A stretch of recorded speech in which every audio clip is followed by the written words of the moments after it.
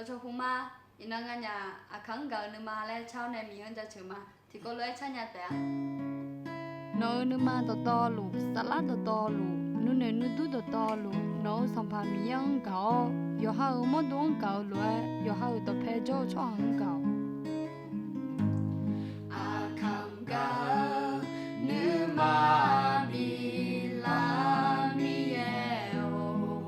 ngang kháng nữa mà thì si bi la kháng gạo nữa mà bi la mi eo ngang kháng nữa mà thì si bi la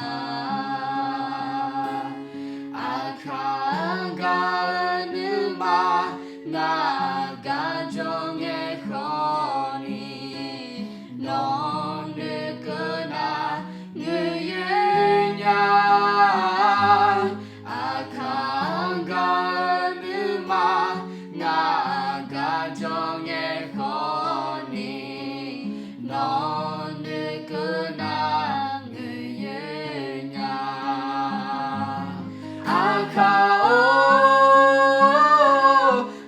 khao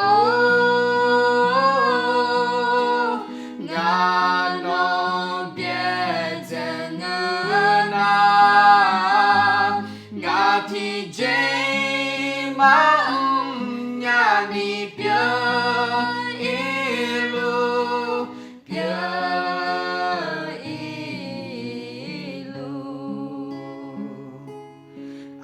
kháng gạo như mà ngã gạo cho nghe khó đi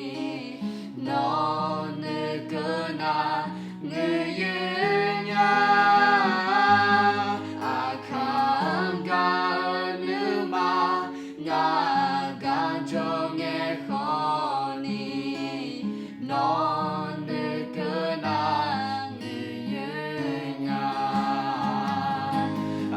kháng